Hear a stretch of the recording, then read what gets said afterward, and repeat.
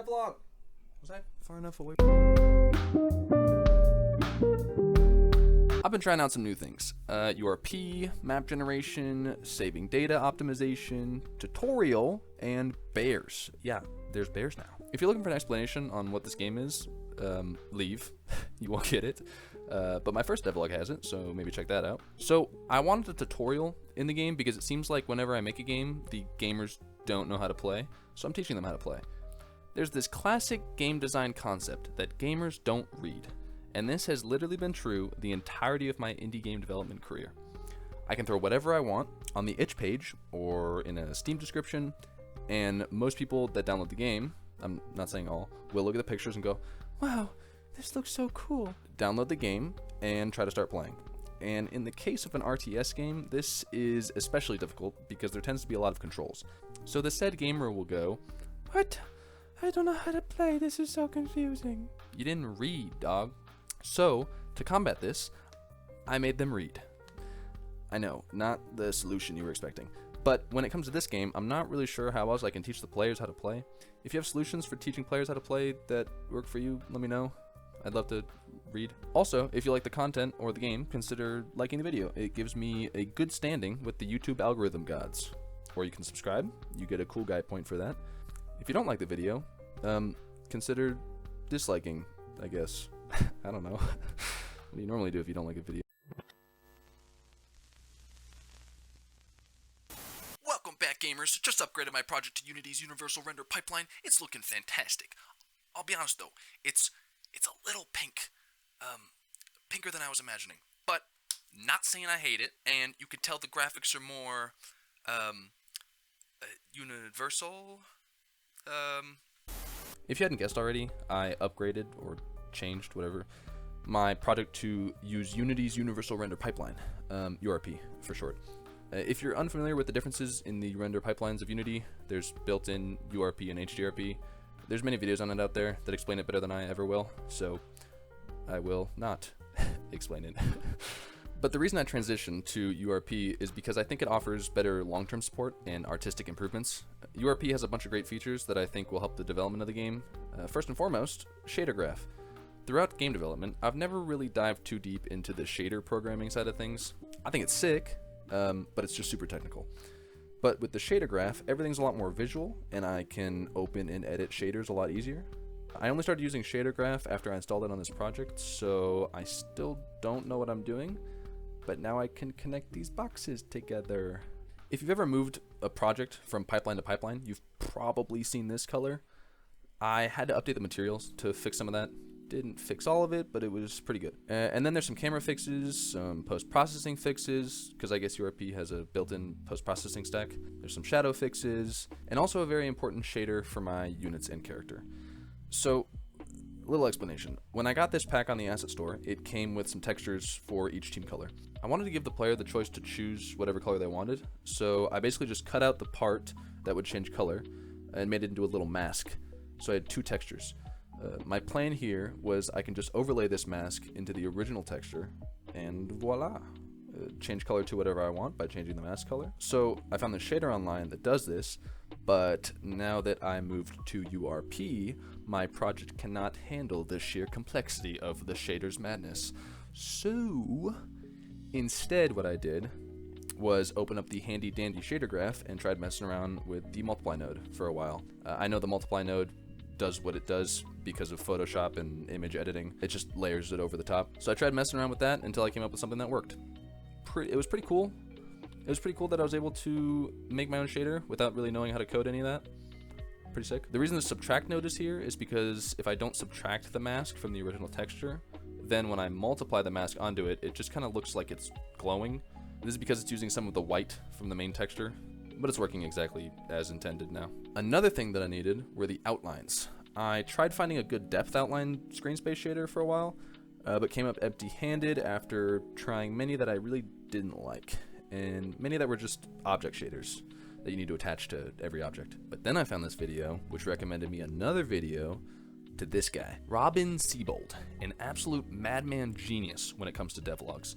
The fact that he only has 1,500 subscribers is completely criminal. Check him out.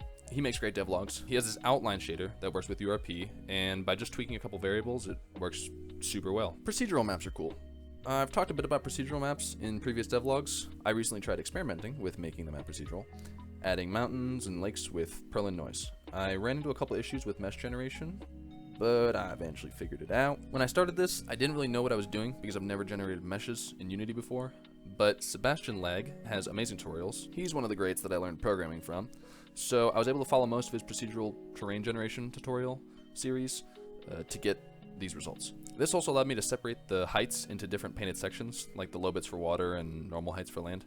In the end though, I strayed from generating a mesh and went towards the Unity terrain side of things. This is easier, but less customizable, I imagine, because I don't think I can cut bits out of the terrain. I don't think it's necessary to overcomplicate things though. So going with the terrain, I still wanted to separate the heights into different sections, because I didn't have the code that I followed the tutorial for anymore. And luckily I found this free asset called Procedural Terrain Painter. And it lets you paint textures onto the terrain like you normally would, but with some adjustable variables like height, slope angle, noise. So I have something that looks like normal terrain, and it's textured better than something I could have come up with. I haven't added this terrain generation to the game though, because I want to figure out a nice way to make all of the high points like hills and mountains reachable. Because if I were to spawn the castle where the player spawns in the corner and it happened to be on a hill, what if that hill didn't have a slope shallow enough to get down? You'd just be stuck up on that hill. That's a huge problem. So I don't even know if I want to go with this type of procedural generation until I figure out really how to fix that. Because I do want the hills to block players sometimes as well. Another option I could learn is the wave collapse algorithm and use tiles to generate landmasses. A really popular developer named Oscar Stahlberg, I butchered his name probably, chill out. He does this he does this to generate the islands in his game, Bad North. Also a really cool game, check that out. He doesn't need my shout out at all. Anyways, I did lay the foundation for later transitioning to a procedural type map, so that helps, I guess. What I did change in the game though is the ground. It is now a terrain. Before it was just a box, like a textured box, and I added the terrain painter asset and made it more islandy. The water is new as well. It's from an asset named FlatKit. I tried like 4 different water shaders, but none seemed to work with an orthographic camera, which is what I'm using right now. FlatKit did, so we're here now. And the textures are from a free asset for hand-painted terrain textures. I think they look really good. They fit in quite nicely. I'll link all these assets in the description if you feel like checking them out, so go down there if you want to look at them. I also changed a little bit on how the data is saved. I went over in the previous devlog how I save data where it gets it from an online database, so it's easy to change values on the fly. I asked if this loading screen was a big problem, and I got a ton of responses from people who are much smarter than I, like, here's a better way to save data, or did you know that you can use the quantum alpha microscoping file creation to save data? So, with that info, I made it so on game launch, it saves the data retrieved from the database to a JSON file on your computer. And then every time after, it just gets the info from the JSON file. I found this cool script online that serializes entire scriptable objects to JSON files. Scriptable objects is what I use for storing data, these like stats for the units and buildings. Super helpful. Link for that is in the description as well, if you're curious. I'm also going to give you guys the option to edit the JSON files if you want to as well, until I add modifiers to the game. I don't know, you can make the speed of units 100 times faster or something. Edit at your own will. I don't care. Go crazy. Also, apparently it wasn't able to serialize game objects. Like if I had a projectile prefab in the scriptable object, it didn't work. So I just removed those because that was easier than figuring out how to solve the problem.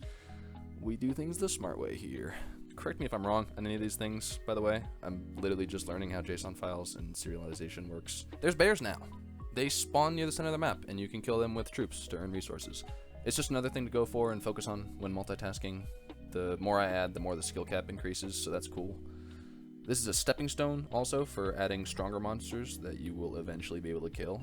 For now, you only get the bear, no complaint. Here's some new fun team features as well. You can build off your teammates' buildings now, and you can also connect walls to your teammates' towers. I think this works better when playing in a team because you can cooperatively work to expand faster or build walls, and before you really couldn't do that. Teammates also now spawn close to each other. I had some feedback, and this was generally what people wanted. Not too close, so you can make your own castle, and not too far, so you can help your teammate that you're carrying and needs to get better. Map is bigger too. That's cool as well. And the mage, now battle mage, got a little graphics change.